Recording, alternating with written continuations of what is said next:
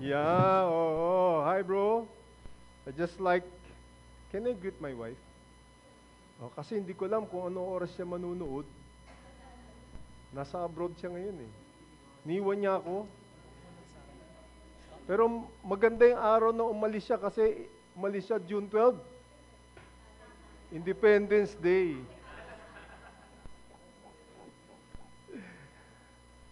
Hi, Bunny. Kung nanonood ka ngayon, hi. Everybody here greets you there. Uh, Pumunta siya sa Canada too because she wants to honor her dad because her dad is ano na siya eh, sickly na siya. So kailangan siya talaga pumunta to take care of issues sa health niya. But she'll just be gone for only 3 weeks. Hindi naman, oo. May isang Amerikano, kasama niya yung Pinoy, isang Pilipino.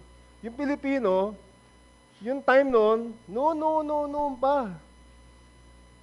Wala pang pangalan yung mga prutas. Tapos, sabi ng Amerikano, "What's that?" Tinuro niya yung saging.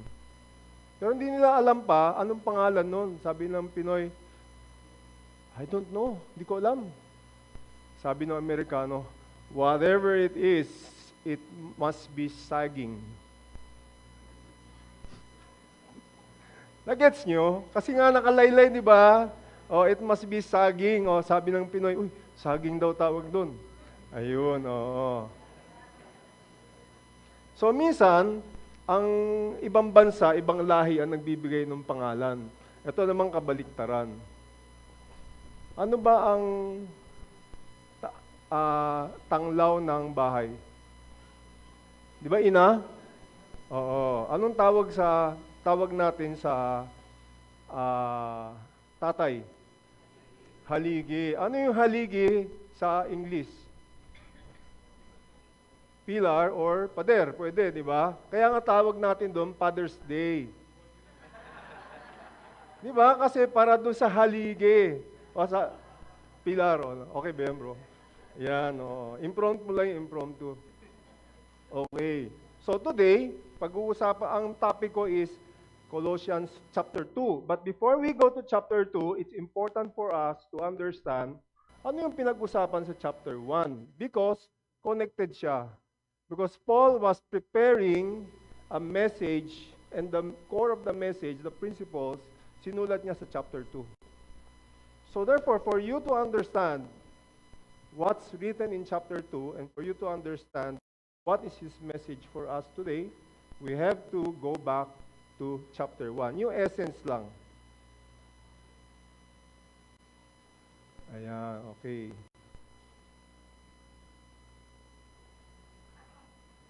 Well, I think let us go ahead.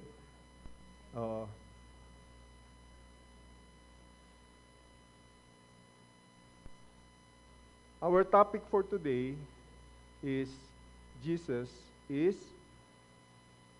well, the whole theme is Jesus, the expression of God's love. But ang main natin ngayon for today is Jesus is all sufficient. Meaning, in Jesus, it's already enough for us. Because He is all sufficient, nasa Kanya na lahat. Now, let's review first on chapter 1. So if you would remember, so I would ask you to remember what was written in chapter 1, what was talked about on the pulpit the past 2 weeks. So, first of all, where was Paul? Paul was in Rome. Where in Rome? He was in prison in Rome. It was a house prison. What was he doing? He was pastoring the church from prison. So he would write letters. And he wrote the letter to the church in Colossae around 60 AD, 60 to 62 AD. So that was what he was doing. Because the church in Colossae was not founded by Paul, it was mostly founded by Epaphras, which is his disciple. So let's talk about the Colossae church or the Colossian church. What was the characteristic of Colossian church? Was there a problem? Well, let's see what Paul said, no? In 1 verse 4, sandali, iba-brighten ko lang yung screen ko.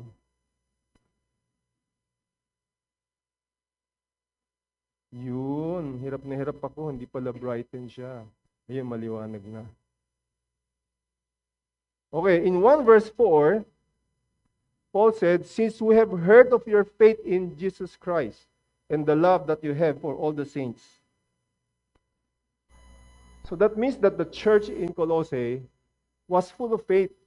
They were faithful to our Lord Jesus. Nakikita niya yung mga signs of faith, no? And they have love for each other. So they were faithful to the great commandment. Love the Lord thy God with all your heart and love others. So, what else? What else did Paul observe? And you see, if you know Paul, what he wrote is very intentional. Then this is what he wrote. Because of the hope that was laid up in you, this is verse 5 to 6, because of the hope laid up for you in heaven, of which you previously heard in the word of truth, the gospel, which has come to you just as in all the world, also it is constantly bearing fruit and increasing, even as it has been doing in you also since the day you've heard of it and understood the grace of God in truth. So this is in very early sa chapter 1. What was Paul saying? Of the many things he have observed. You see, Philemon, the one that he wrote a letter to about Onesimus, was actually from Colossae. But he didn't write about all of those. He wrote about this one as an observation. And what did he observe? He was saying three things. Okay? You've heard the word of truth, the gospel, and you receive it. And then because of that, you were constantly bearing fruit and increasing. So nagbe-bear sila ng fruit of the gospel. No? And not only that, they have hope laid up in heaven. That comes from the gospel also. So what was Paul saying? Paul was saying is this one. I observe your sanctification. Is it a new word for you? Who among here have heard of the word sanctification? Kunti lang ah. Sino sa inyo hindi pa narinig yun o hindi kabisado o alam ano yung sanctification? Wala nagtaas ng kamay. Sino sa inyo talaga hindi magtataas ng kamay? It's okay. I know all of you and I know that you are interested. Well, what is sanctification? Sanctification, biblical definition, is to set apart for special purpose. Like, ang toothbrush ko is sanctified to me. Para sa akin lang yan, nakaset aside para sa akin. And in that is the biblical definition. But the Oxford definition is, it's an action or a process of being freed from sin or purified. Pag pinagsama mo itong dalawa, put this all both together, it gives the idea that sanctification is the setting aside, setting apart the church or people who believe in God, who first believe in God, so that they will be purified or made holy through a process so that they will be of use by God. Nakuha nyo? Did you get it? That is sanctification. The word sanctify means to set apart or to make holy. Holy means set apart. In Greek, they have the same word, hagiazo. So, sanctification is the process where everyone would have to go through. Later on, you will have to face this word. And mamaya, I will confront you with this one. There are stages in sanctification. Now, what are these stages?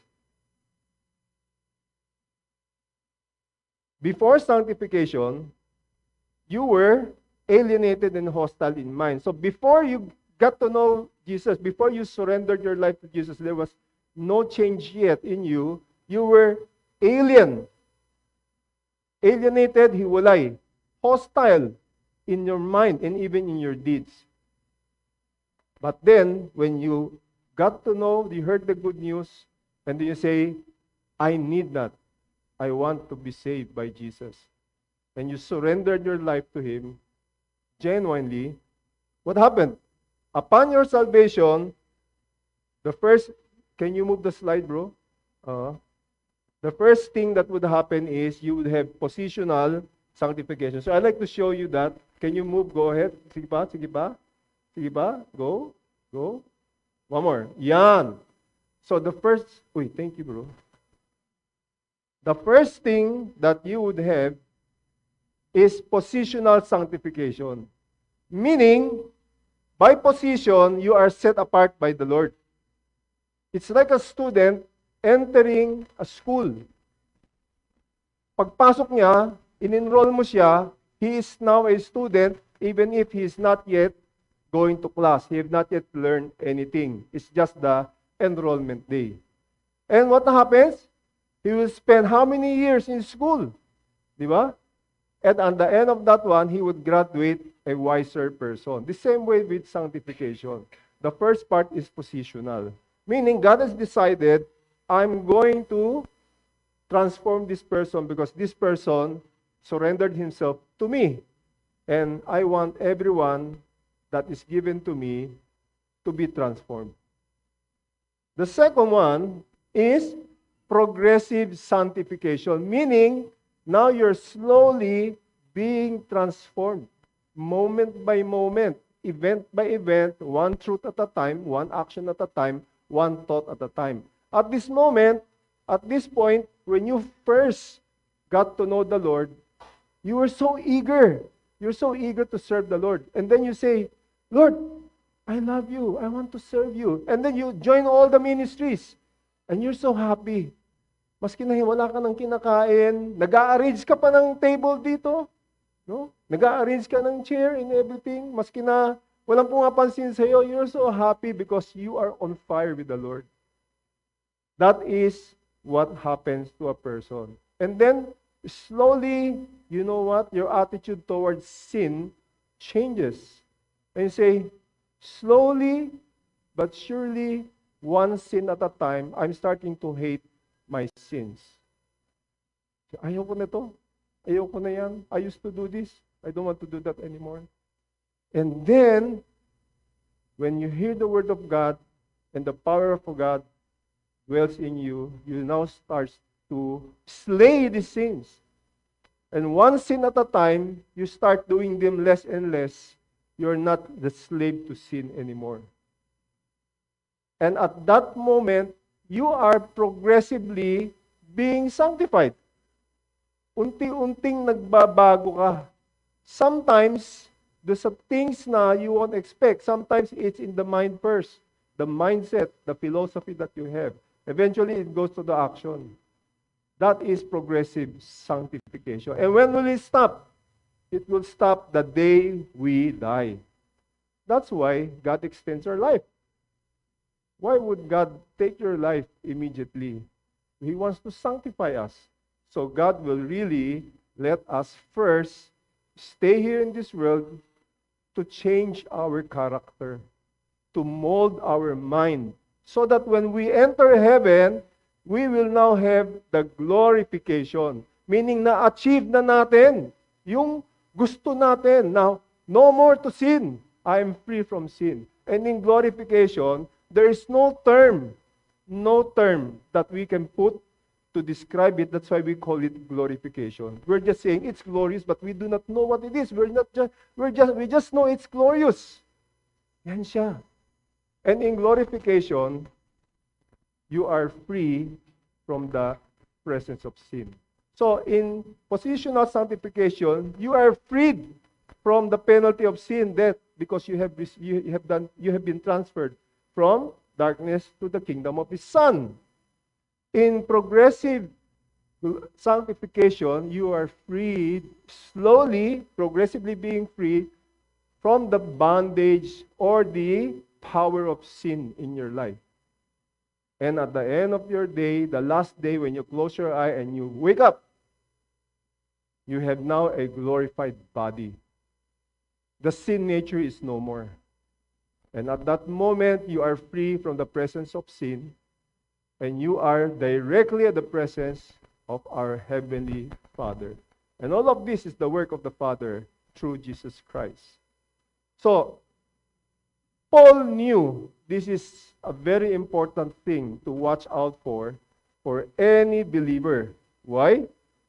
Because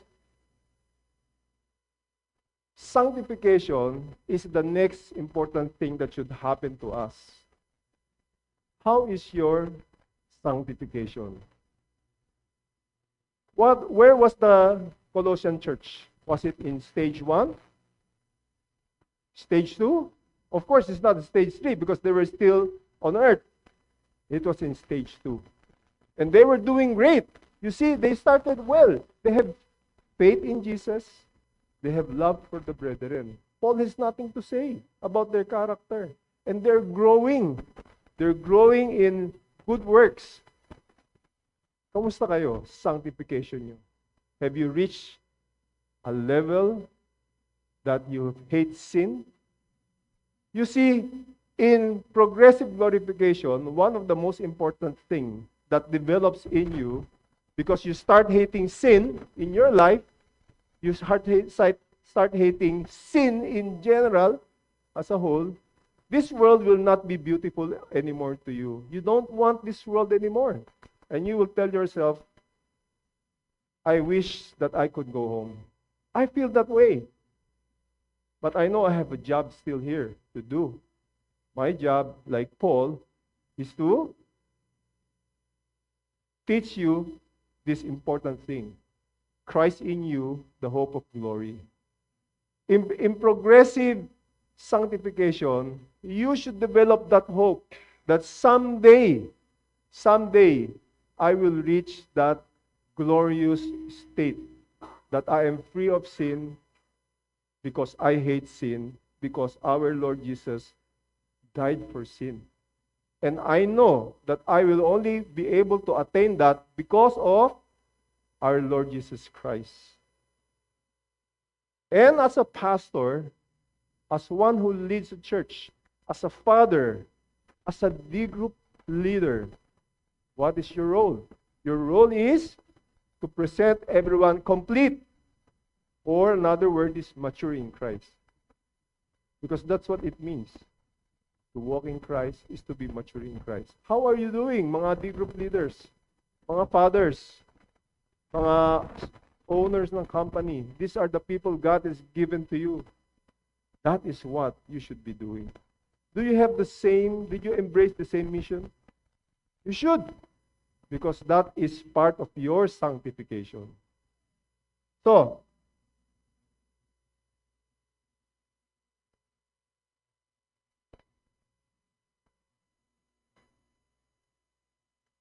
So now the situation in the Colossian church is clear to you, no? Paul was concerned about their sanctification. Now we'll begin in chapter 2 with a very important issue. Dito na niya nilatag. Take note, the issue with sanctification is enslaved to sin, and the solution is our Lord Jesus. That's why in chapter 1 he said, Christ in you, the hope of glory. Can you say that again? Can you say that personally? Christ in me, my hope of glory. Yan. Please remember that because that is one of your key verses that you have to remember.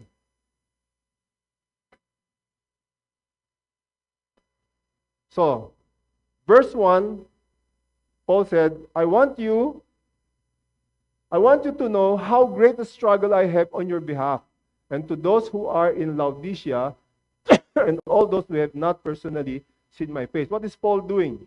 Paul is not greeting. He's actually stating that this message is so important because I love you. That's why I'm struggling. Even if I do not know you personally. It's a call to attention. What is that? He said, I want your heart to be encouraged. Having been knit together in love and attaining to all the wealth that comes from the full assurance of understanding, resulting in the true knowledge of God's mystery, that is, Christ Himself, in whom are hidden all the treasures of wisdom and knowledge. What is Paul saying? Say, I want to encourage you. Encourage what? He didn't say, right? But he mentioned in chapter 1 that about the hope.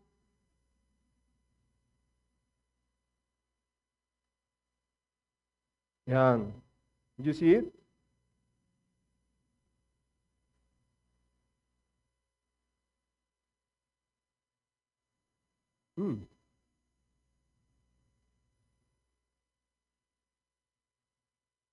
Yan. You see that? 1.5. In chapter 1, he mentioned that they have a hope of that is laid out in heaven. So Paul is saying, don't lose that hope. I encourage you to go after it. Have the upward call. Many people, after how many years of being a Christian, forget that hope. They lose hope. They now live in the worldly and the fleshly world of Christianity. Yes, there's such a thing. Christianity can be fleshly if the people there are not focused in Christ. But he also said, you will only be able to arrive at that one if you continue in your effort to understand Christ Jesus Himself. That's what he's saying. You'll be able to focus, you'll be able to achieve your goal, the upward call, if you focus on knowing Jesus. It's as simple as that. That's why it's called Christianity. It's all about Christ Jesus, our Lord. Why Jesus? Because in Jesus, when you get to know Jesus, all the wealth, that is, all the wealth are hidden. All the treasures are hidden in Him. So there's no other way for you to look for wisdom, for wealth of knowledge, wealth of life, abundance life, except in Jesus alone. So what was Paul's concern? Paul's concern is he wants them to continue to grow in knowing Christ Jesus. My job as a overseer, your job as a father, as a mother, as a D group leader, is to encourage those under you to really follow the Lord, to cling on the hope, and to know Jesus. A very single task that will entail a lifetime. And help them know Jesus Christ, because in Him is all the wealth. Nasa Kanya na lahat. But why? Why did He say that I want you to be encouraged to continue in growing in knowing Christ Jesus? Why? Because there is danger. What is the danger? Sabi niya, I say this to you, that no one will delude you with persuasive argument. Oh no, there's that danger in the Colossian church. There are harmful ideas.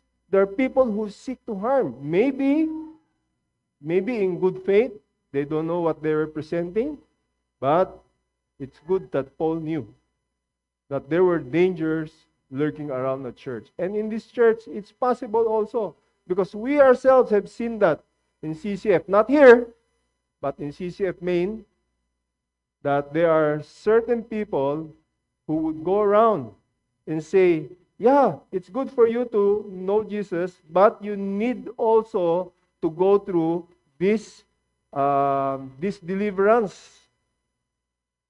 I say, if you don't go through this deliverance, you will not be cleansed. As if the name of the Lord is not powerful enough.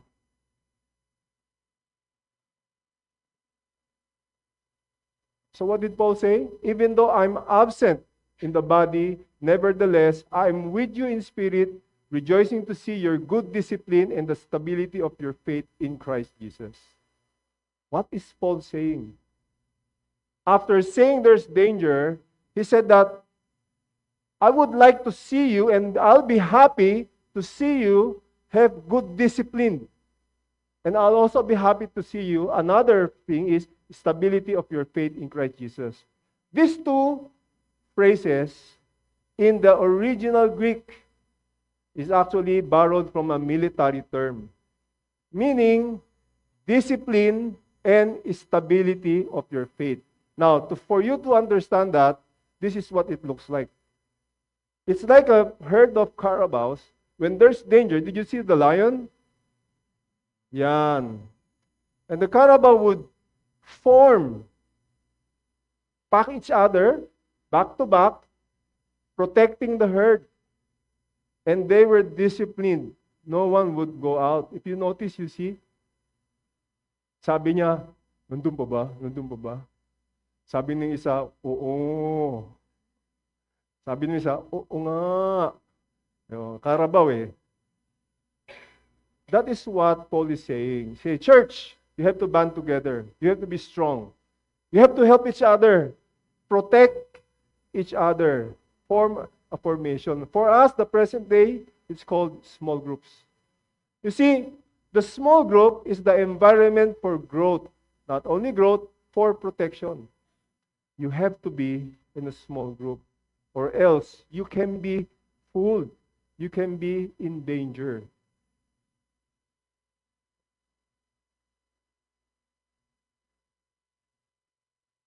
What is the goal in a small group?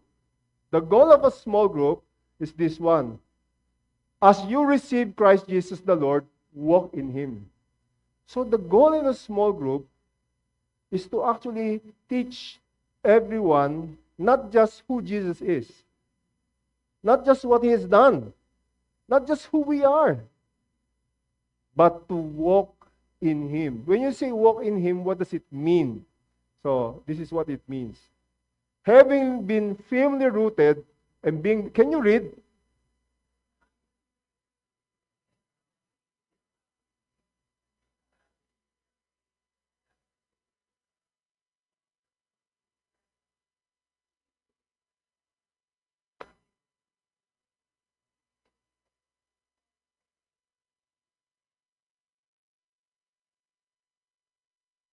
Yan. Be firmly rooted. Be built up. Be established in your faith. Be instructed. Be thankful. Protect each other. So what I did was, I collated them, and this is it. Be rooted in Jesus. Built upon Jesus. Establish your faith in Jesus. You're building something up, right? You're building your life. Be discipled by Jesus. This may surprise you because people are saying in CCF, hey, you have to be discipled. Who's your discipler? Our human discipler is your advocate, meaning one who encourages you to follow Jesus. But we are not followers of our D group leaders. D group leaders can change, can be changed, they can fall. They're also sinners. We are followers of Christ, so we should be discipled directly by our Lord Jesus. But if you are a father, if you are a D group leader, you are the advocate. You encourage your children, your people, to follow Jesus. And what else? Be thankful. And then protect each other. And most of all, stay together with Christ. Meaning, make it a principle that you will band together, help each other as a group, together in Christ, to be with Christ. It is a decision to follow Christ together as a group. So the question is, why Jesus? Why is Jesus? What's all the fuss? What's with Jesus? Hindi ba pwede iba? Actually, hindi pwede. Well, by virtue of being called Christians, we are followers of Christ, right? But there's a greater reason. Why? Well, first of all, our topic is Jesus is all sufficient. What is all sufficient? Meaning, He has everything. He can do everything. Independently of us, independently of this world. He's the creator of the world, right? He has all powers, right? He has all of this. So our first point, ngayon lang ang first point, ano? Our first point is Jesus is God. For in Him, the fullness of deity dwells in bodily form. It's so straightforward. In John 1, the opening of John, in the beginning was the Word, and the Word was with God, and the Word was God. It's very straightforward. People were saying, or still are saying, that the Bible never talks about Jesus as God. But it's very clear here, Jesus is God. He claimed to be God. In fact, He was killed because He claimed to be God. So what? Well, look at this one.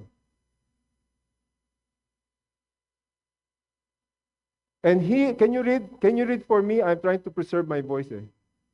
Can you read for me?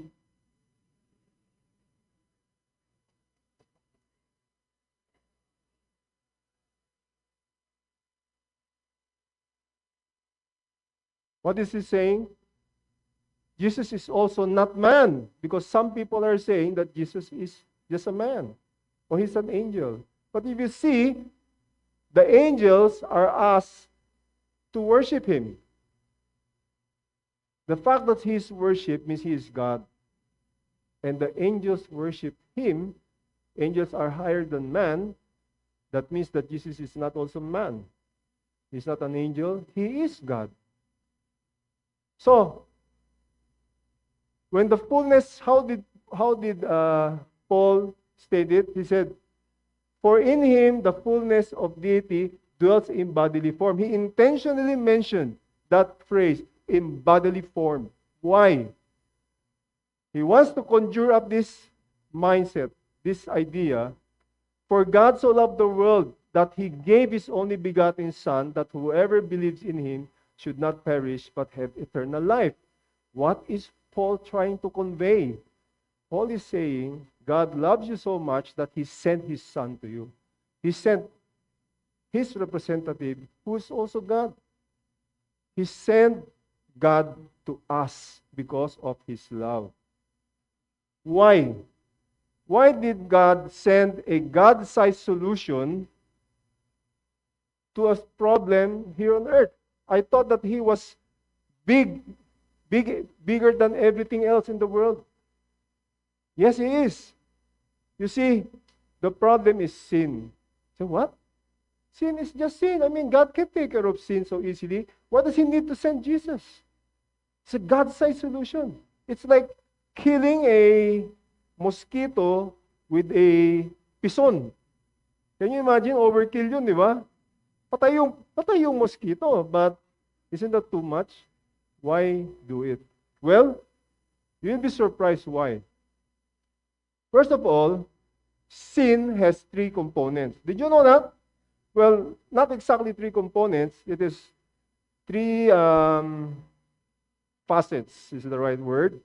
One is the sin itself, the acts of sin. Another is the sin nature that causes us to sin. And number three, the consequence or the penalty of sin, which is death. Now, just to be quick, Romans 7 tells us that we have a sinful nature. But I am of the flesh, sold to bondage to sin. You see, the good that I want to do, I do not do anyways.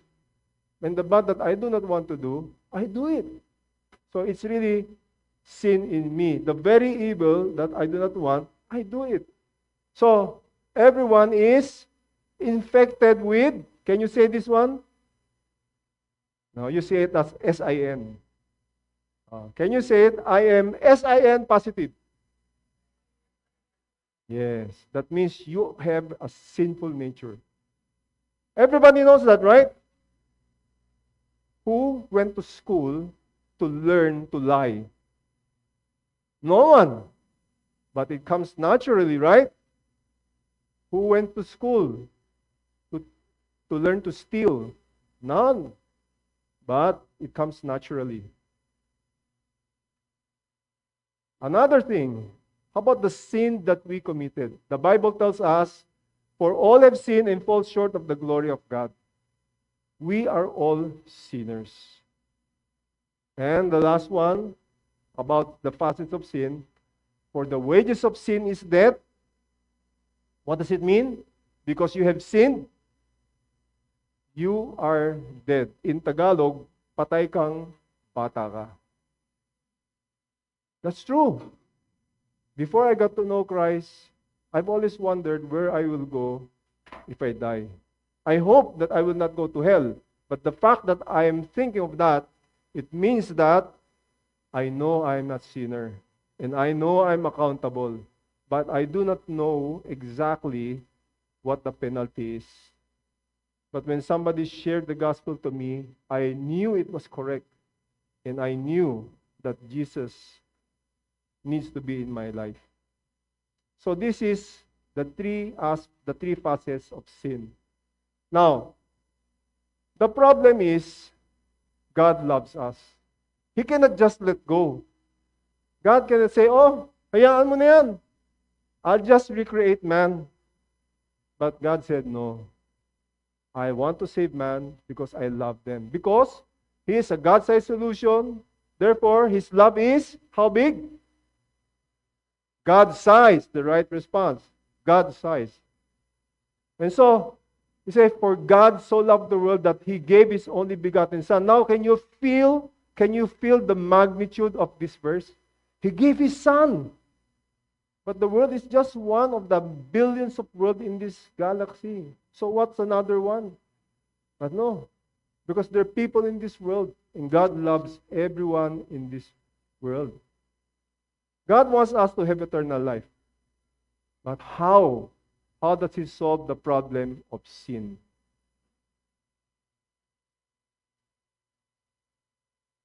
In Him, you have been made complete.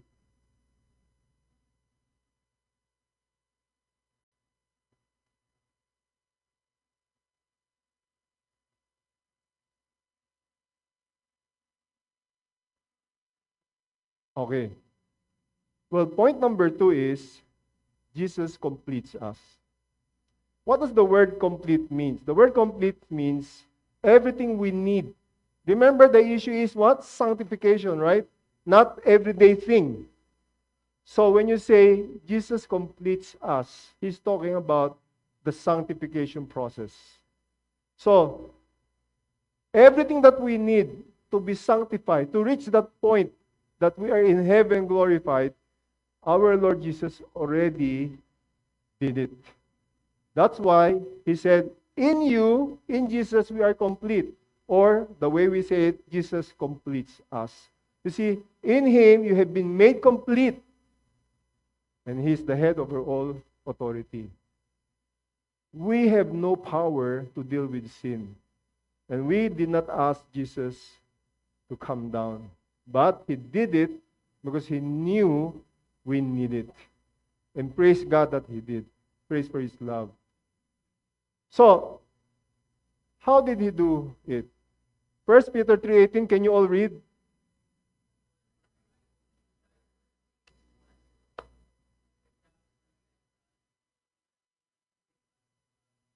Yeah. You see, there are three problems, right?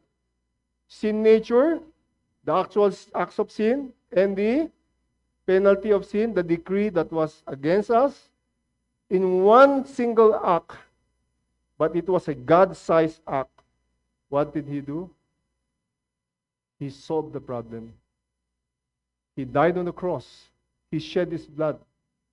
But not just simply shedding His blood. He needs to be in the body of a man, and He needs to walk in this earth, in this sinful earth, and not sinning for Him to qualify. And because of that, when He died on the cross, His death on the cross is now applied to everyone. And that is why it needs to be God. Why? Because a just man can die for a sinner, but only 1:1. But for Jesus to save the world, He needs to die for the whole world. For every one of us. Let's say, how many are we right now? Let's say we're 100 here. He doesn't pay for 100 souls. He pays for the sins, right? And how many sins do you commit in a day? Let's say 7. So if you're 100 here, He pays for 700 sins. And that's only one day. Can you imagine in your lifetime how many sins have you committed that our Lord Jesus can pay for that? That's why it needs to be God who will die on the cross. An ordinary blood can never pay for anything because we are tainted with sin. An honest man, a pure man, can pay for maybe one person and for that one sin alone. But only a God-sized sacrifice can pay for all the sins of the world for all eternity. Can you feel the magnitude of the death of Jesus on the cross? Maybe now you can feel it, right? Having been buried in Him in baptism, you were now raised up. And through faith working in God, He raised Him from the dead. And when you were dead in your transgression, the circumcision of your flesh, He made you alive again, forgiven us of all our transgressions. So what did His death on the cross brings us?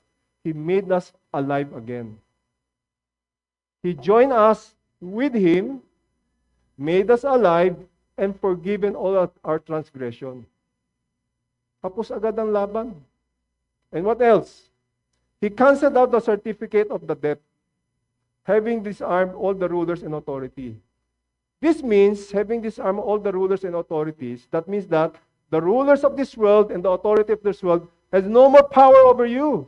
Praise God. Unless you hand over your life to them again. But if you are in Christ, they have no more power over you. They can harm your body, but they cannot steal your soul anymore. Because you are firmly in the Lord. You see, our Lord Jesus did everything. But I like to explain this, cancel out the certificate of the debt. What's the debt? The debt is this one. When we sinned, who did we sin against?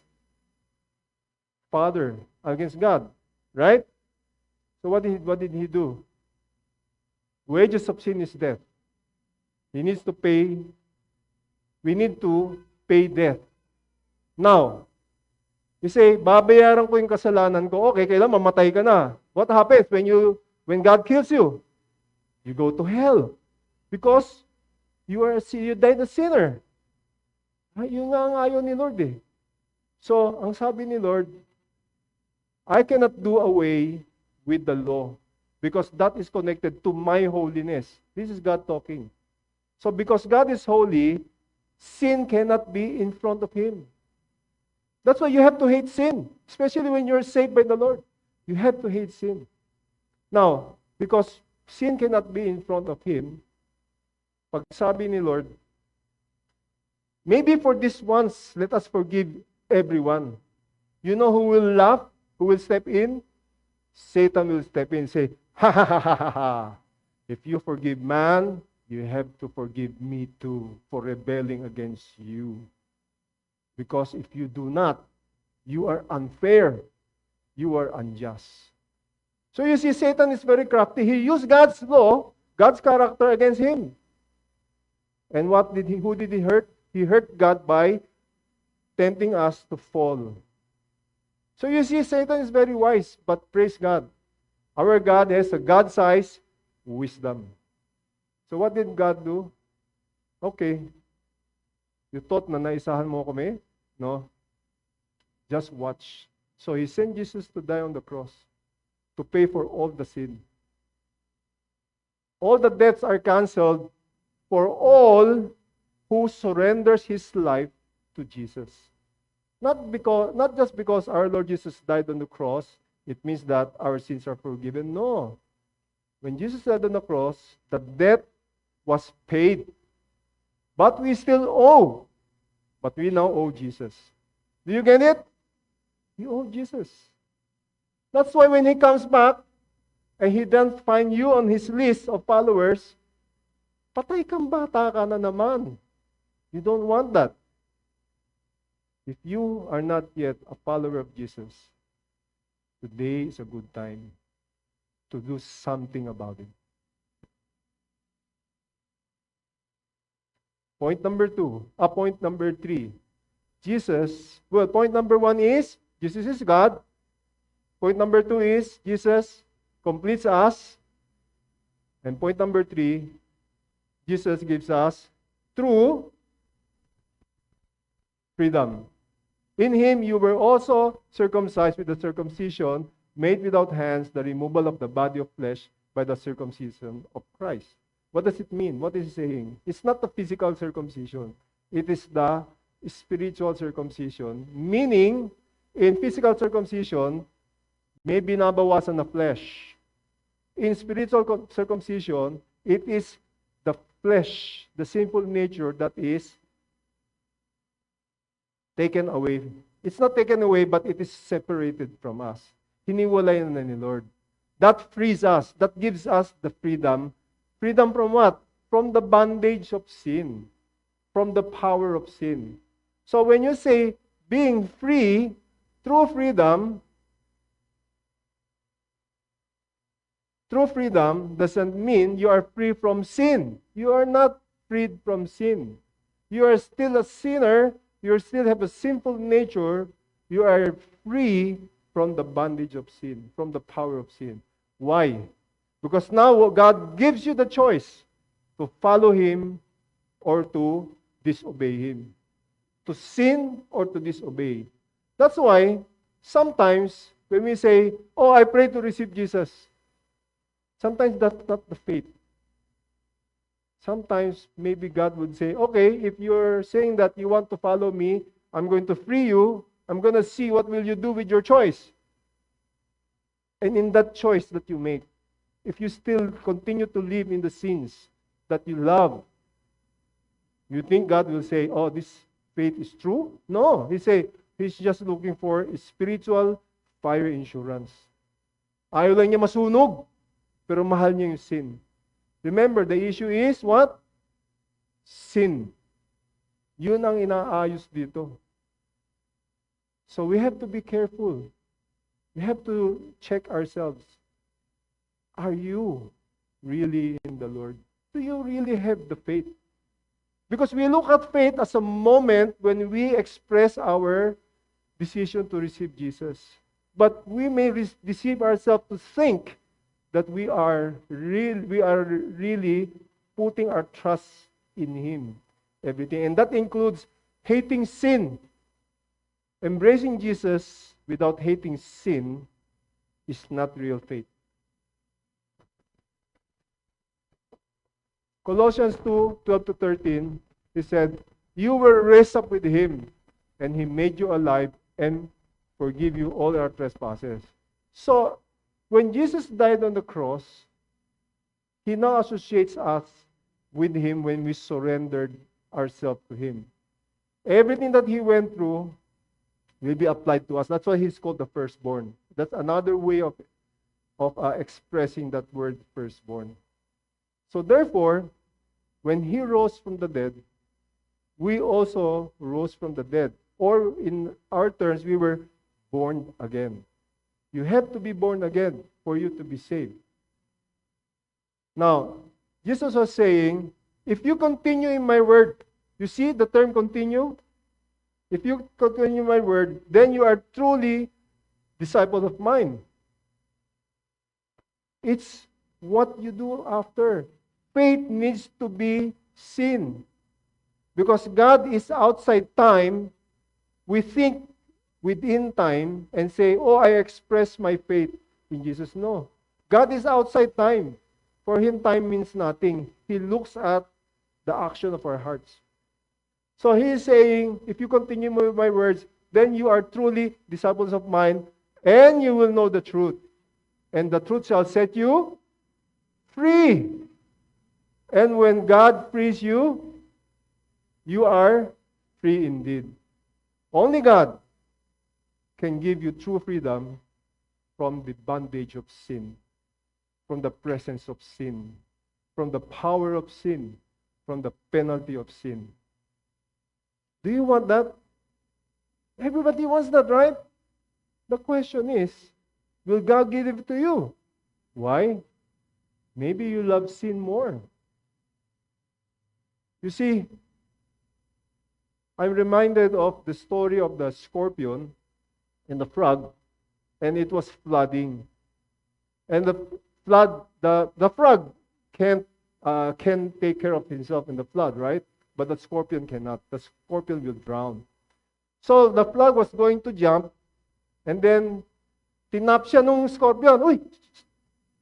Oh, bakit? Don't sting me, don't sting me. No, no, no. I have a problem. Oh, what's the problem? It's going to flood. I'm going to die. Well, what do you want me to do? Can I ride up your back? And then you bring me over there so I can be safe in the tree? No, no. If you ride with me, you will sting me. No, no, no. If I sting you, I will die. I don't want to die nga kasi it's a no. There's flood. Really, you won't sting me, No, no, no. I won't sting you. See, if I sting you, I'll die. So, true enough, the frog said, okay. So the scorpion went up. So as the frog was swimming, what happened? The scorpion sting the frog. And the frog was paralyzed. Oh, why did you sting me? I can't help it.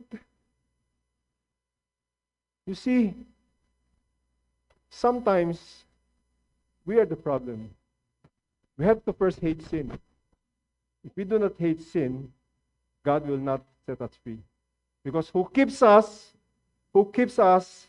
in the jail, in bondage? It's us. We're saying, I don't want to be free. I want this one. Guys, if you think you're free, think again. Sometimes we mistake opportunity to freedom. When was the last time you watched porn on your cell phone? You watch something that you're not supposed to see. And I say the same thing for women. So I know a lot of girls also are into these things. And you say, I'm free to do it. I have freedom. No, you don't have freedom. You have opportunity. But don't mistake opportunity for freedom.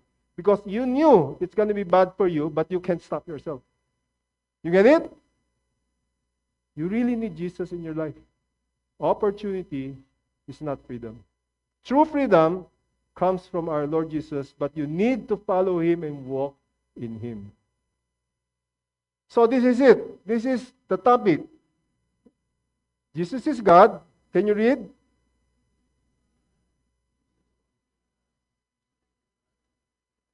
Okay. So what's the context? The context is sanctification. Paul was concerned about the sanctification of the Colossian church.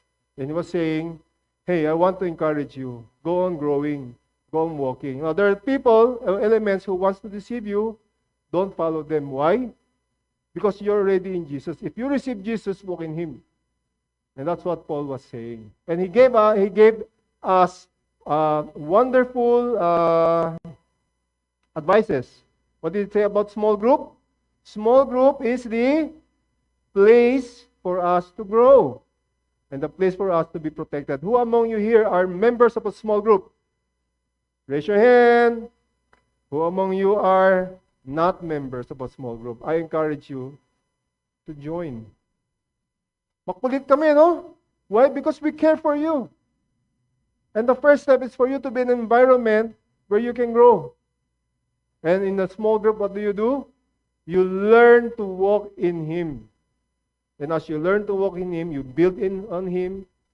You get rooted upon Him. You firm up your faith in Him. And you serve together. You serve dito sa Grace Park. If you don't want the Grace Park, you can do something else, but you serve in your church. Here at Grace Park, we need you. We provide opportunities for you to serve. And I praise God for all who are serving right now. Praise God for you because you are walking in Him. So, what about the other part of as an application, Paul is saying, use your freedom to walk in Christ. So, as you have received Him, walk in Him. So, Paul is saying, our Lord Jesus have freed you. Walk in Him. Use that freedom. And he gave a few examples. He say 16 and 17, he said, now, if you read this part up to 23, you see the ism. Let's say, the Sabbath day, no, the festival, and all of that. But that's not the point of Paul. Those were what was present on his time. Today, it's something else. It's the action that Paul wants you to do. He said, don't let anyone act as your judge. So when somebody comes to you and tell you, hey, don't do that. You do this instead. It's better. You know? Don't let anyone act as your judge. Who should be your judge? Jesus Christ. Read His Word. You will know what He wants you to do. You will know what is the right thing to do. And then another one, let no one keep defrauding you of your prize. Defrauding means to fool you into believing something good, but in effect, you've lost it. And what's the price? What's the price? It's not heaven. It's not the good works. It's Jesus. You have to walk in Jesus. He is the price because in Him is the wealth of knowledge and everything else. He is the price. In their time, they said, oh, I have a vision. And then someone saying, oh, the angels who were governing all of these things. Those were those times. But today, they may be something else. Whatever it is, don't let anyone defraud you of the price. Instead, what should you do? You continue on growing in God. That's why Paul said, I want to encourage you to the hope that you have laid up in heaven. Don't let go. And to the end, he said, don't submit yourself to the decrees. Meaning, he said, why? You have already died with Christ. Nandun ka na. Jackpot na. You have the price already. Nabayaran ka na. Nakuha mo na. Bibitawan mo, babalik ka sa dati. Said, mag-isip ka naman. So the third one is to think. Always sort things out. Always think, meditate. Lord, tama ba itong pinipresent sa akin? Is this true? Is this right? Is this from you? Christians should think. Many people, when a pastor comes to them, they believe immediately. When someone who is a super missionary, you know what a super missionary? He's everywhere. He goes to from ano tawag nun? Ano yung kanta ng Itbulaga? Ayun, a missionary mula Batanes hanggang Hulo. Lahat sinisharean, walang ligtas. That's a super missionary, right? I said, but if he says something, you would believe immediately. No. You have to judge everything. That's why Paul is saying, you think. Don't submit yourself to the decree or to anything else, stepping backward, all because you will lose the prize. You see, all of these are according to teaching of men. That's why it's important for us to grow, for us to know what God wants, our Lord wants. How do you know if it's a false teacher? How do you know? Very simple. They have flowery words. They have flowery philosophies. But they have no value against fleshly indulgence. In other words, look at their lives. Is there transformation? Sometimes they have respectable sins. Sins that seems to be so hidden that you say, oh, wala naman tong problema. But you smell the pride, you smell the bitterness, you smell the anger. You don't see the love. You don't see the humility. That's how you will know a false teacher and a real one. Hey, nobody's perfect, even us. That's why we look at Jesus. He is the only one worthy to be followed. You get it? Did you get the message for today? Jesus is God, Jesus completes us, and Jesus gives true freedom. In closing, marami akong application. I didn't write it down. I'll just say it out loud. If this is you, don't raise your hand. But please take note in your heart and pray to God. First of all, if you're a D leader or a father, do you take care of your flock? Do you take care of your children? Do you care for them enough, even their spiritual life? Do you bring them to Jesus? Do you nurture their life in such a way that they would follow Jesus? Or do you lord over them? That's not our role. Our role is to bring them to Jesus. Do you have a huge problem right now? Are you going through a huge problem? Well, don't worry. We have a God-sized God. God-sized God. Jesus is God-sized. He's there. He has God-sized wisdom, God-sized power. He can handle your problems, no matter how big you think it is. The issue is there sin blocking you from seeing what He's saying? Maybe you love a certain sin and you can't let go because sin separates you from God. It blinds you. Are you struggling with a certain sin? Do you have a secret person inside you? Maybe a different personality or a different gender, a different bent, whatever it is.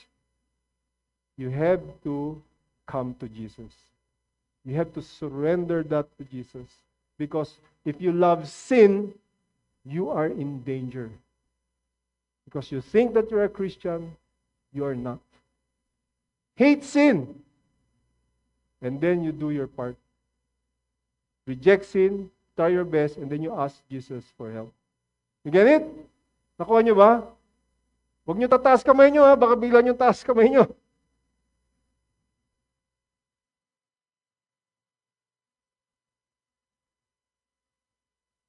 Do you see yourself sinless? If you see yourself sinless, you're in big trouble. Because no one is sinless. Better confess. Better repent. Maybe, if you think you have no problem, you have the biggest problem here. Not only will you lose the prize, you will lose your soul. It's a good time to surrender yourself to Jesus. Because only Jesus can save you, because in Jesus you will be free. You will be complete. And do you want to grow? If you want to grow, join a small group. Brother Elson, where are you? Oh yeah, that's Brother Elson. Please don't take this lightly. The small group is the environment where you will be protected and you will grow. How will you grow if you do not join a small group? Try it. See if it works. But in a small group, you will be protected also. Please join. Soon we will have GLC 1. GLC is our systematic theology, where we'll be preaching and teaching you guys about Jesus, about who you are, and your new life in Christ. Why don't you join us? Are you interested? Do you want to grow? Sino dito gusto mag-grow? Who wants to be sanctified? Please do. Join kayo. Lapitan nyo si Elson. Before you go, just get his number. Tapos you communicate with him through text. Okay na ba yun? And finally, there's a pandemic going on. Hindi pa tapos. The pandemic is depression, suicidal thoughts, cancel culture. Lahat to are not from God. All of these are signs of a person losing hope. If you are experiencing that, you are in danger because Satan is attacking you. And the problem with this one is you tend to keep it to yourself. If you are experiencing that, please come up. No, don't stand up, but come forward and ask for help. But what we will do is we will point you to Jesus, the hope of the gospel. Because in Jesus, there is hope for glory. And it may never be easy for you in this world. Because depression is a hard thing to do. Christians can be depressed. Christians can commit suicide. And you've heard of a famous pastor, youth pastor in U.S., who committed suicide. And he was faithful. But it is a mental illness and a spiritual illness. But it's a spiritual illness first before it became a mental illness. But God is a God-sized pill. God can help. You have to start walking in Him. It may be a long journey. You may be in bondage. It may still be a long journey. But if you don't start the journey now, you will never be free. You got it, church? Nakuha nyo? And I pray that this message will stay in your heart. And please take my advices. Please do something with what you're going through. Please walk in Him. Can I invite everyone to stand up and let us pray? Heavenly Father, we thank you, Father, for your grace and your love for us. You are a wonderful Father, and you sent your Son to die on the cross for all of us to be able to be free from sin. Oh, Father, I just lift up to you, everyone here. Would you free them through your Son? Free them from the bondage of sin. Speak to them, O Lord, and bless them, O Lord God. This we pray in Jesus' name. Amen. Amen. Thank you, guys. Good morning po.